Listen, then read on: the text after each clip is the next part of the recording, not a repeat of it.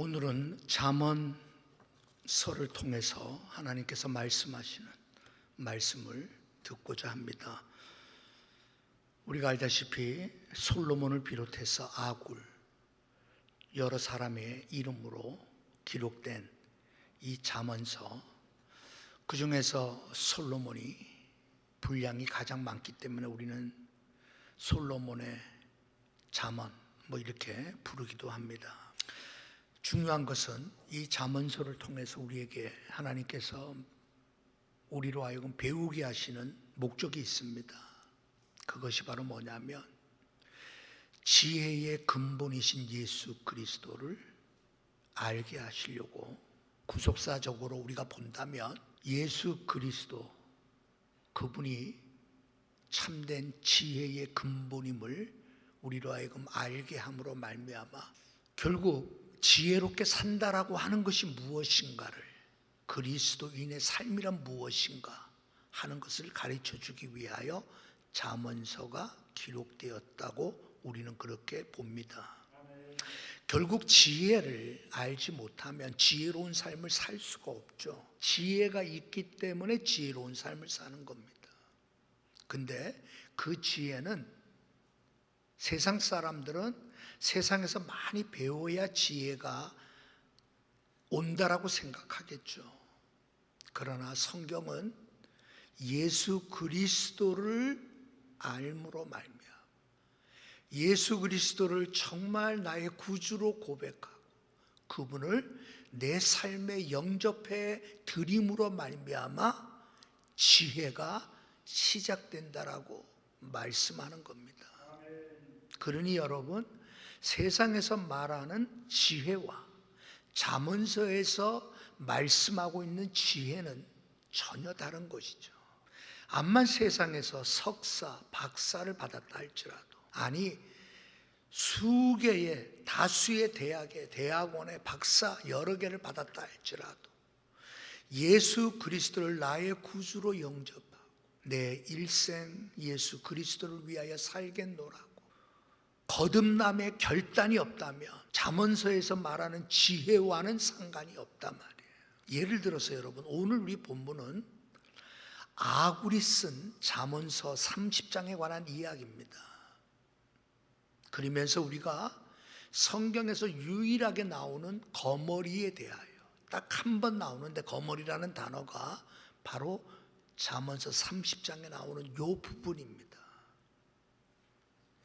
거머리에게는 두 딸이 있어 다오다오 하느니라. 거머리에게는 두 딸이 있어 달라 그렇게 한다라는 거죠. 족한 줄을 알지 못하여서 족하다라고 하지 않는 거예요. 여러분, 이 본문을 우리는 어떻게 해석해야 되겠느냐는 거예요. 단순히 여러분, 이 잠언서는 명언들을 모아놓은 글이 아닙니다.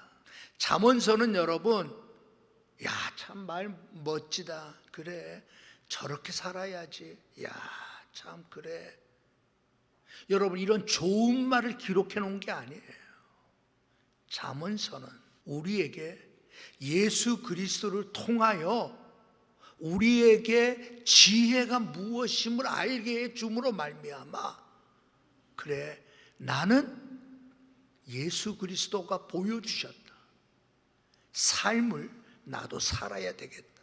여러분, 그렇게 해서 바로 이 본문은 예수 그리스도와 연관해서 우리는 생각해야만 된다는 거예요. 그러니까 잠언서는 여러분 1장에서 9장까지 처음 한 3분의 1은 지혜란 무엇인가, 하나님을 경외하는 것이라, 지혜의 근본에 대하여 지혜란 뭐냐, 여러분 서론적인 부분이 9장까지 기록된다면 10장부터 마지막 31장에 이르기까지의 내용은 그 지혜를 얻은 사람은 어떻게 살아가느냐는 거죠. 그 지혜를 예수 그리스도가 지혜의 근본이 되시고 그 예수 그리스도를 통하여 하나님을 경외하는 삶을 살기로 결심했다면 자연히 우리의 삶은 예수 그리스도의 삶으로 연결될 수밖에 없다는 거죠. 그러면 거머리에게는 두 딸이 있어라고 표현하면서 은유적으로 여러분 이 아굴은 말하고 있는 거예요. 무엇이든지 여러분 먹어 치워버리는 개걸스러운 탐욕. 대표적으로 여러분 거머리는 배가 터질 때까지 먹는 탐욕스러운 여러분 동물이 바로 거머리죠. 그래서 여러분 배 터지게 먹는 거예요. 그리고 석 달, 넉 달 안 먹어도 여러분 까딱 없어요. 제가 우리가 어렸을 때 수련회 같은 데 가면 꼭 여러분 거머리에 물렸었어요. 근데 거머리에 물릴 때 아프다라고 여러분 얘기한 친구는 아무도 없어요. 아픈지도 몰라요. 근데 종아리에서 피가 막 줄줄줄. 그걸 보고 그때 같이 갔던 권사님들이 야, 이거 거머리 물렸구나. 보면 여러분 시꺼먼 거 있잖아요. 옛날에 참 많이 물렸었죠, 우리 거머리. 모기한테 물리면 따끔이라도 하지. 거머리는 여러분 물리면 따끔도 없어요. 물린지도 모르고. 그러니까 그냥 피가 줄줄줄 막 종아리에서 막 나오는 거 보면 거머리에 물린 게 이제 발견되고 막 그러죠. 자, 성경은 왜 거머리를 언급했을까? 우리가 여러분 이 거머리 하면 좋은 뜻으로 받아들이는 사람 없잖아요. 성경에서 여러분 이 거머리를 언급한 이유는 뭘까요? 저는 그것을 자기밖에 모르는 삶을 말씀하고 있는 거예요. 자기밖에 몰라. 정말 내가 예수 그리스도를 내가 정말 믿는다고 하면 여러분 내 생각 안 하죠. 그게 정상이죠. 예수 그리스도를 정말 내가 믿는다면 내 생각이 우선일 수가 없어요. 여러분 생각은 자유예요. 우리 흔히 말할 때 생각은 자유예요. 근데 여러분 내가 예수 믿고 난부터 생각이 자유가 아님을 알게 되죠. 예수 그리스도를 믿고 난 이후부터 정말 내가 울며 참회하며 회개하며 애통해하며 내 죄를 용서해 주십시오. 나같이 사악한 자를 주님의 자녀로 불러주시고 예수 그리스도의 구속의 은혜를 알게 해주시니 눈물로 콧물로 울며 회개했던 그때를 생각해 보십시오. 내가 생각이 안 나잖아요. 내 생각이 우선이 아니잖아요. 진정한 회심의 은혜가 내게 임했었다라면 내가 아니에요. 그래서 사도 바울은 갈라디아서 5장에 1절에 그것을 말씀하죠. 그리스도께서 우리를 자유케 하시려고 뭐를 주셨다는 거예요? 자유를 주셨다라는 거예요. 그게 무슨 말씀이에요? 그리스도께서 우리에게 자유를 주시려고, 자유케 해주시려고 우리를 자유를 주셨다는 거예요. 여러분 그 자유는 나의 자유를 말하는 게 아니죠. 내가 회심하기 전에, 내가 정말 예수를 믿기 전에는 내가 하고 싶은 대로 했어요. 내가 살고 싶은 대로 살고 내가 생각한 대로 다 살았던 사람입니다. 근데 예수 믿고 난 이후에 내 생각대로 살 수가 없는 존재가 됐어요. 주님께서 우리를 자유케 하시려고 자유를 주셨다는 그 자유는 뭐예요? 죄의 종의 멍에를 매지 않는 자유예요. 내 마음대로 여러분 살고 싶은 대로 살아서 결국은 여러분 죄의 멍에가 되는 그 자유 아닙니다. 오늘도 우리가 기도 가운데 또 여러분 기도하셨던데 여러분 놀기 좋아하고 쉬기 좋아하고 먹기 좋아하고 나밖에 모르는 사람은 여러분 죄 짓게 됩니다. 당연히 죄 짓게 되죠. 자기만 죄 짓는 게 아니라 남도 죄 짓게 만들어요. 왜? 자기 자유밖에 생각 안 나요. 뭐 내 마음인데 뭐. 내 자유인데. 여러분 그렇게 살아요. 그런데 그리스도께서 우리를 자유케 하시려고 우리에게 주신 자유가 뭔 줄 아는 순간부터 내 자유가 아니에요. 내 생각이 아닙니다. 예를 들어서 여러분 나중에도 이제 자세하게 한 번 더 말씀드리겠는데 예를 들어서 한번 생각해 보세요. 1800년대 그러니까 남북전쟁이 막 일어날 때 그때 미국에 여러분 설탕 도매 업부를 해서 큰 돈을 번 부자가 있어요. 근데 이분은 자기 아내를 맞이할 때도 경건한 청교도 신앙을 가지, 경건한 아내, 목사, 청교도 목사님의 아내, 청교도 목사님의 딸인 그 처녀를 아내로 맞이했어요. 그건 여러분 부자예요. 큰 부자예요. 그러다가 남북전쟁이 일어나요. 그러면 여러분 같으면 어떻게 하실래요? 사업을 일단 접어두고 내가 큰 돈을 버는 거 지금 좋지만도 그래, 이 남북전쟁에 내가 불쌍한 노예를 해방시키는 것이 하나님의 명령이다라고 하는 확신이 있기 때문에 나는 이 전쟁에 나는 참여해야 되겠다 라고 여러분 만약 생각한다면 그 생각은 여러분 자유입니다. 내가 남북전쟁에 의무적으로 참여할 필요가 없어요, 이 사람은. 그런데 불쌍한 흑인 노예를 생각했어. 내가 지금 돈 엄청나게 버는, 그냥 떼돈을 버는 큰 부자임에도 불구하고 사업을 접어버리고 남북전쟁에 참여했다면 여러분 그 자유는 어떤 자유예요? 여러분 그게 그리스도께서 주신 자유예요. 우리를 자유케 하려고, 내 마음대로 살려고 자유 주신 게 아니라 말이에요. 내 마음대로 살려고 자유 주신 게 아니라 그리스도인답게 살려고 자유를 주시고. 도대체 성경에 왜 거머리를 기록했을까? 그렇게 혐오스러운 건데 누가 좋아할 사람이 누가 있어? 그런데 거머리라고 하는 그 표현을 통하여 너무나도 정확하게 인간의 본질을 말하고 싶은 거예요. 인간의 본질, 거듭나지 아니하는 인간의 본질, 탐욕스러운 인간의 본질은 예나 지금이나 아마 주님 오시는 그날까지 변할 수가 없을 거예요. 남의 피를 빨아먹고도 배부른 줄 모르고 감사할 줄 모르는 그러한 존재, 거머리 같은 존재가 되어서는 안 되지 않겠느냐. 얼마나 당연하나요? 이건 예수 믿지 않는 사람들도 그러잖아요. 예수 믿지 않는 사람들도 여러분 거머리처럼 사는 사람, 아마 친구들한테 아이고 저 친구 저거 다 혀를 찰 거예요. 아니 정상적으로 교육을 받고 정상적인 가정 내서 정상적으로 여러분 살아왔다면 거머리 같은 존재가 될 수 없죠. 믿든 안 믿든. 그런데 거머리라고 하는 것이 단순히 남의 피를 빨아먹는 그러한 여러분 잔인하고 아주 끔찍하고 아주 집요하고 아주 못돼 먹은 그러한 것을 표현한다면 그게 여러분 단순한 물질에 관한 문제만이 아니라 말이에요. 남의 피를 빨아먹어 어떻게든 자기 배만 부르기 위해서 수단과 방법을 가리지 아니하고 여러분 그렇게 사는 물질적인 것만이 아니라 말이에요. 그래서 제가 갈라디아서 5장 1절을 그래서 말씀드린 거예요. 성경에서 왜 거머리에 대한 이야기를 하였을까? 근데 여러분 알고 보면 거머리는 혐오스러운 것이기 때문에 다들 아이 징그러워 다 그랬지만 여러분 고대부터 이 거머리는 상처난 곳에 치료하기 위하여 거머리를 사용했던 아주 고대로부터 내려온 의학 방식 중에 하나가 거머리를 이용한 치료 방식이었어요.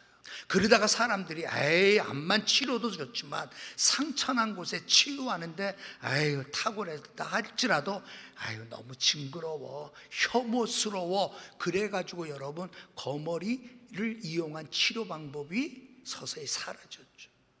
그런데 웬일입니까? 미국 우리가 요새 많이 듣죠? FDA 미국 식품 안정을 여러분 그 위원회 있잖아요. 그 식품 안전을 판단하는 FDA가 여러분 거머리를 의료 기구로 인정했어요. 나 깜짝 놀랐어. 오늘 설교를 위해서 이것저것 이제 거머리에 대해서 살펴보다가 아이고 이게 그 유명한 미국 FDA에 치료하는 의료기기로 인정받은 거예요. 거머리가. 왜 그런가? 내가 그러면서 내가 알게 됐다니까. 내가 옛날에 수련회 때 그냥 기도하다가 여러분 땀 흠뻑 하다가 그냥 냇가로 이제 가잖아요. 가서 또 시원하게 물놀이하고 이제 또 가서 또 기도하고 찬송 부르고 막 그래. 근데 여러분 아까도 얘기했지만 종아리에서 피가 줄줄줄 흘러나도 아픈 적이 없어. 아픈 걸 못 느껴. 왜 그럴까요?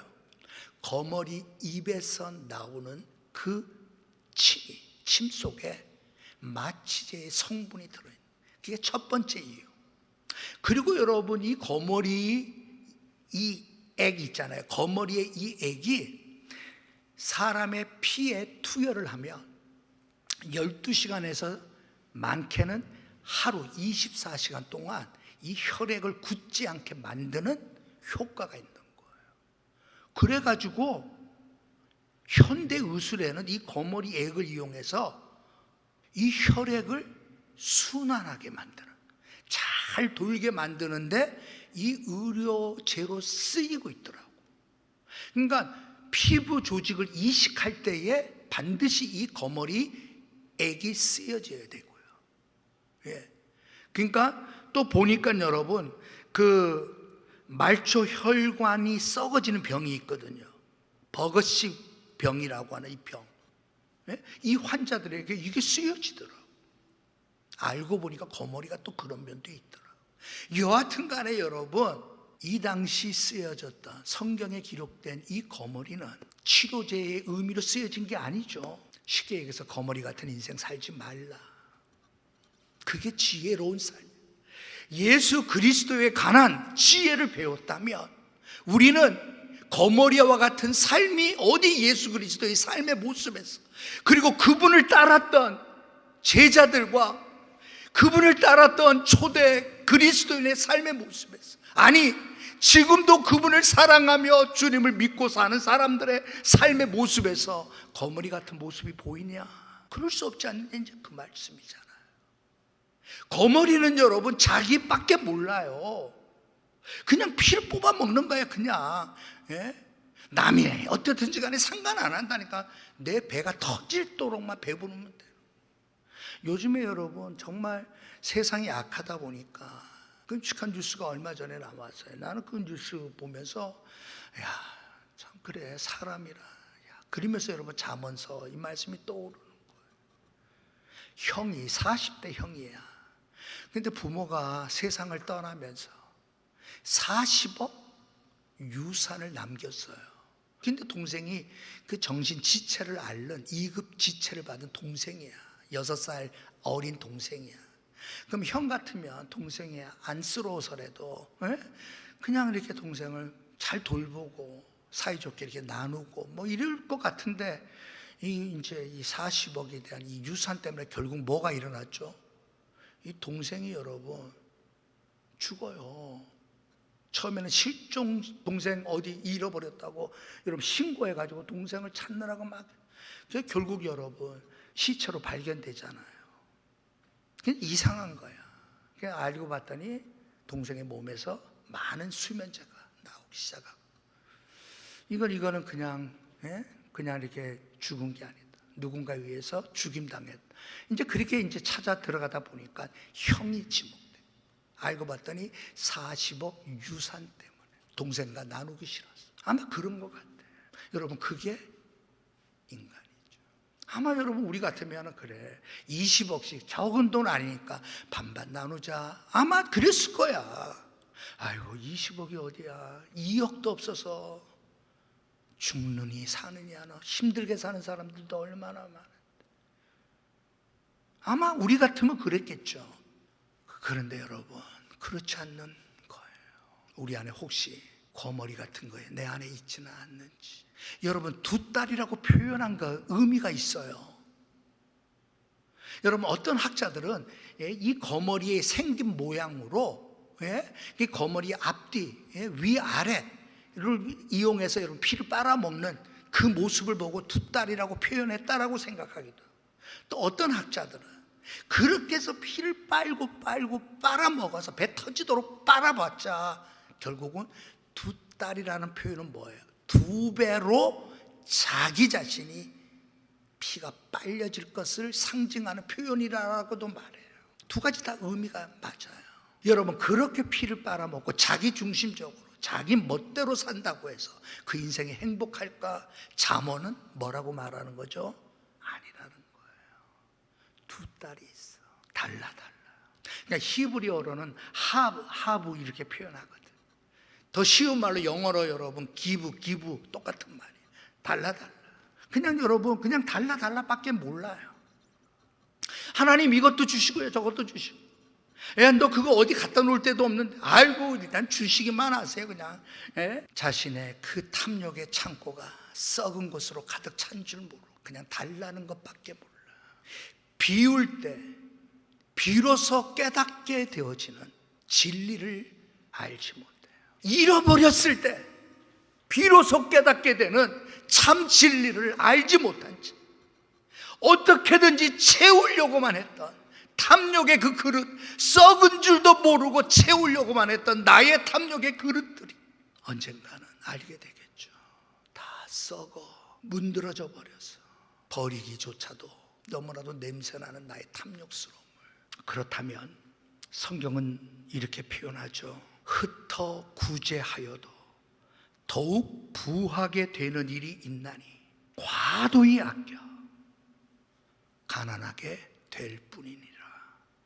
잠언서 11장이 그렇게 말씀. 어떤 사람은 여러분 구제하는 거예요. 그런데 더욱 부해지는 거예요. 어떤 사람은 여러분 과도하게 아껴.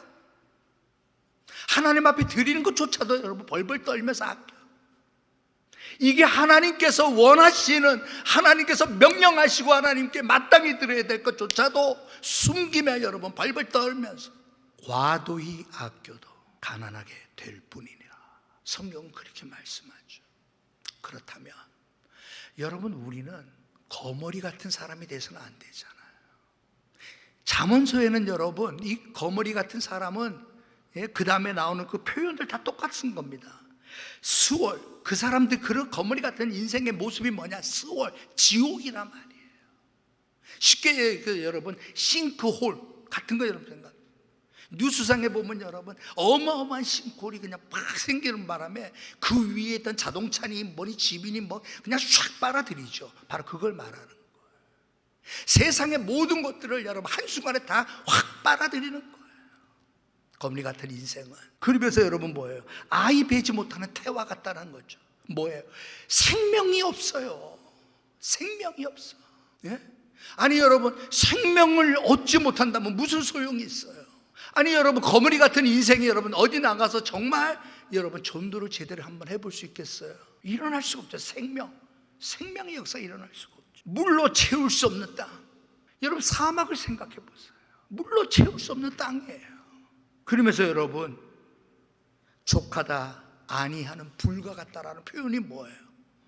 요즘에 여러분 미국 이 무도 속에서 불난 거 보시죠 여러분? 어마어마한 불길. 여러분 불길은 여러분 이제 요 정도 태웠으면 나 이제 됐네 이제 멈출게. 없어요. 불은 태울 만한 것이 남아 있는 데까지 태우는 게 불이에요. 그래서 우리가 불을 보통 화마 이렇게 표현하잖아요. 마귀 같다라는 거예요. 자, 잠언서에서는 거머리 같은 인생의 모습을 여러분 4가지 모습으로 묘사를 한 거예요. 쉽게 얘기해서 여러분 스톱이 없어요. 내가 요 정도 하면 스톱. 하나님 나 요 정도만 벌을게요. 그래서 100억을 딱 만들어놔. 자 이제 드디어 100억이 되는 날, 자 멈춰질까요? 아니라는 거예요. 하나님 나 지금 전세 사는 것도 너무 힘든데 나 집 한 채만 주시면 나는 그 다음엔 주님을 위해 살겠습니다. 한 채를 얻었어. 거기서 스톱이 되느냐 말이에요. 안 되는 거예요. 마치 여러분 이 지옥과 같이 수골과 같이 무덤과 같이 그냥 확 빨아들이는 거야. 계속 멈춤이 없다는 표현을 4차례에 걸쳐서 쭉 나오는. 그러면 여러분 우리 모두가 어찌 보면 거머리 같은 것이 우리에게 여전히 남아있어요. 남 얘기가 아닙니다. 거머리 같은 게 우리 안에 있어요. 멈출 줄 모르는 죄를 향하여 탐욕을 향하여. 그렇죠? 예? 다른 사람이 여러분 뭐 어떻든지 만해. 아니 내가 좋으면 되는 거야. 내가 즐기면. 예? 요즘에 보세요 여러분 집합 스톱. 그런데도 여러분 밤 몰래 내가 술 먹고 내가 즐기면 돼. 여러분 그러죠? 멈출 줄을 몰라. 그게 여러분 우리 안에도 있단 말이에요. 어떤 사람은 물질 때문에 멈추지 못한 사람이 있어요. 어떤 사람은 여러분 쾌락 때문에, 어떤 사람은 여러분 자기의 즐거움 때문에, 어떤 사람은 여러분 자기밖에 모르는 그 성향 때문에 그렇단 말이에요. 그렇다면 우리는 어떤 사람이 돼야 될까요? 거머리 같은 사람이 아니에요. 복의 근원이 돼야 되지 않겠냐 말이에요. 왜? 예수 그리스도가 그 본을 보이셨기 때문에 그래요. 그게 뭐예요? 긍휼이라는 표현입니다. compassion이라고 하는 이 영어는 남의 고통을 함께 느껴준다라는 뜻이에요. 이게 긍휼이에요.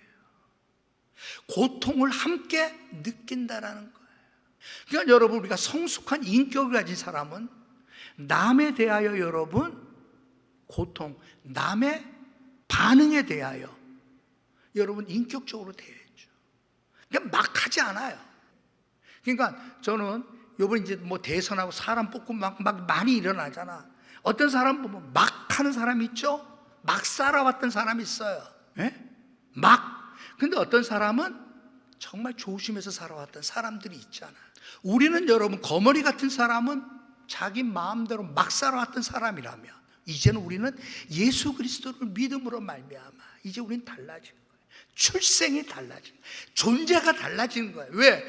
예수 그리스도에 우리는 묶여있는 사람이기 때문에 그렇습니다. 사람의 성향은 안 변합니다. 사람의 본질은 죽어도 안 변해요. 내가 장담합니다. 죽어도 안 변해요. 그러나 내가 은혜 받으며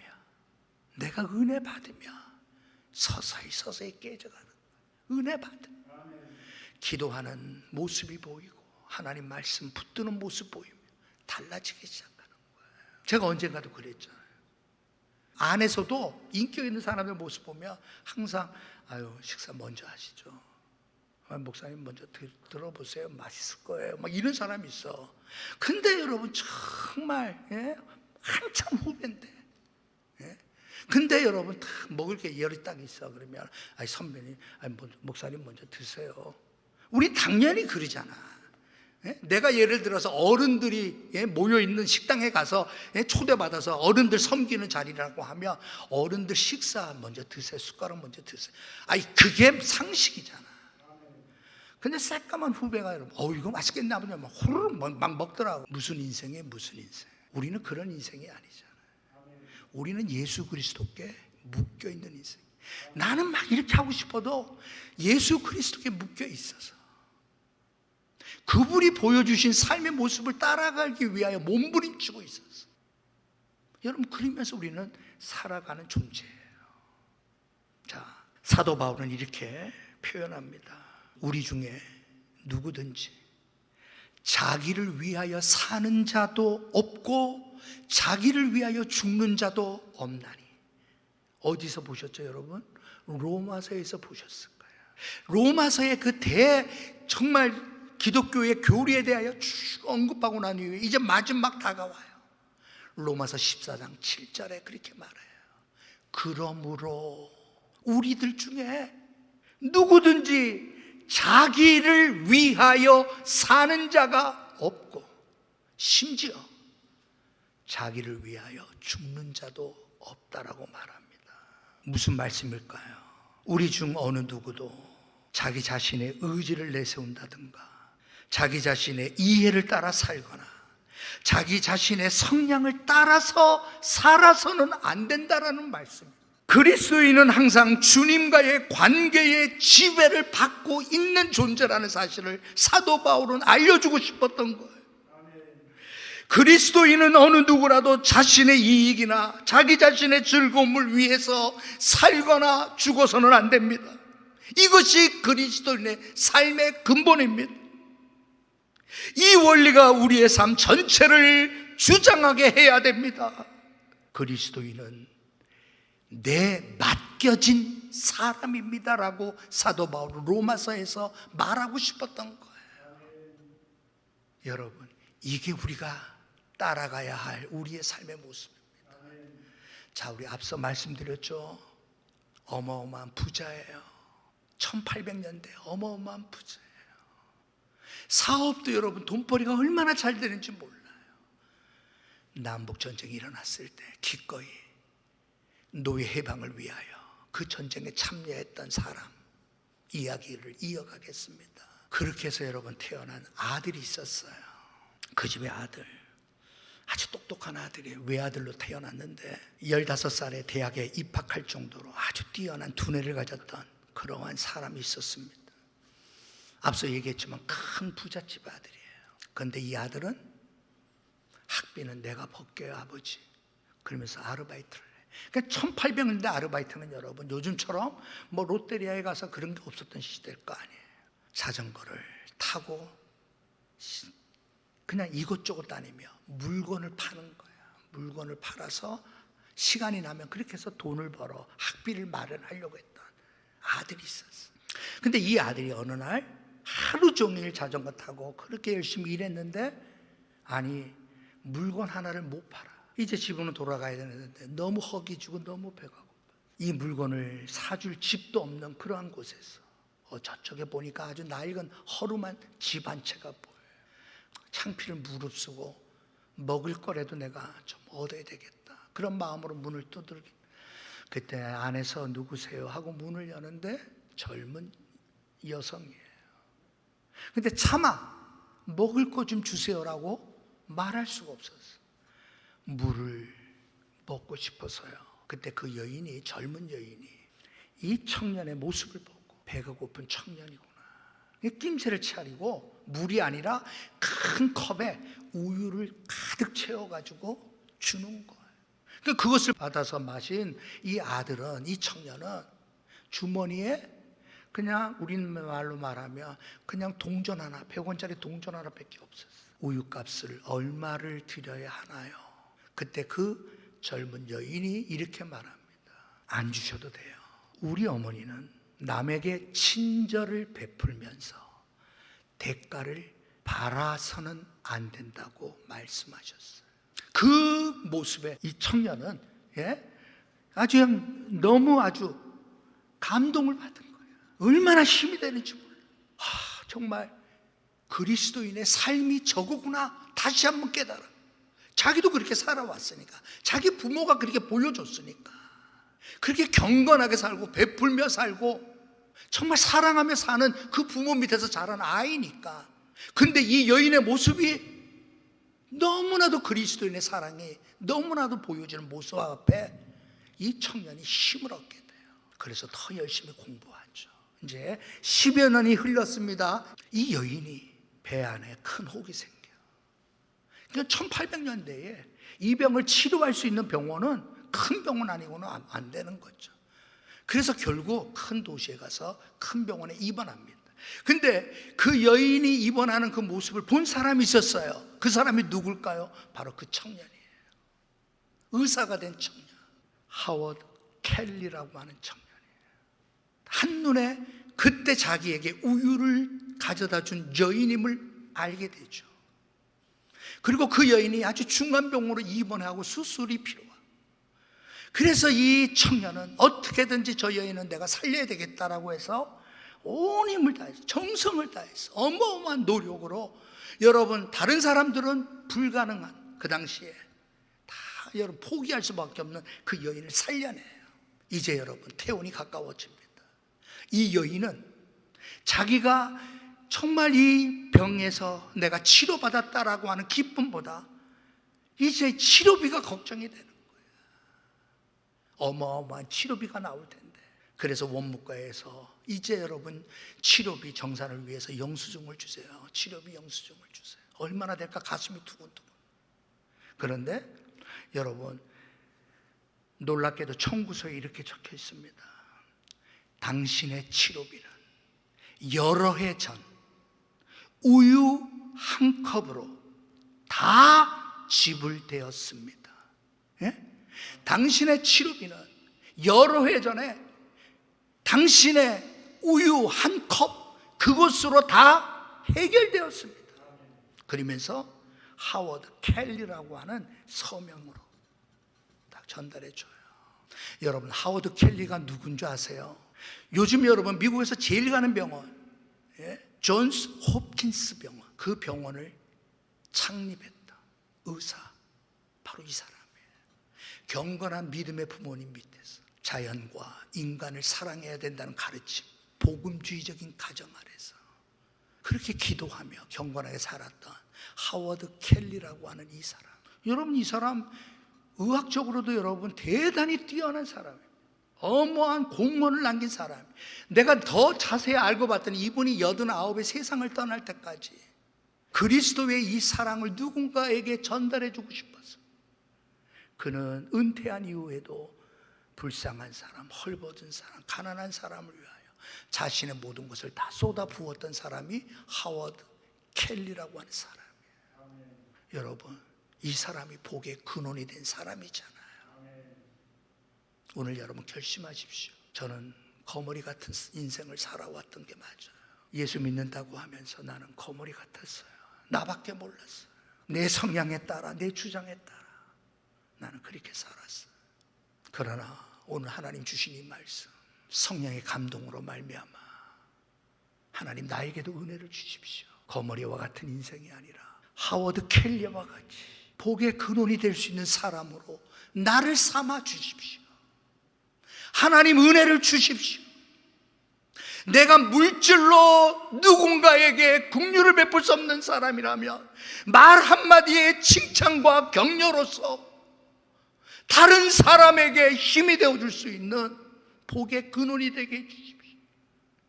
내게는 많은 물질이 없어 내게 다른 사람을 구제할 수 있는 힘은 없다 할지라도 병들고 아프고 소외당하고 마음으로 괴로워하는 자들을 위하여 뒤에서 기도함으로 말미암아 그들을 가슴에 품고 기도로 살아가는 사람, 복의 근원이 되게 해 주십시오.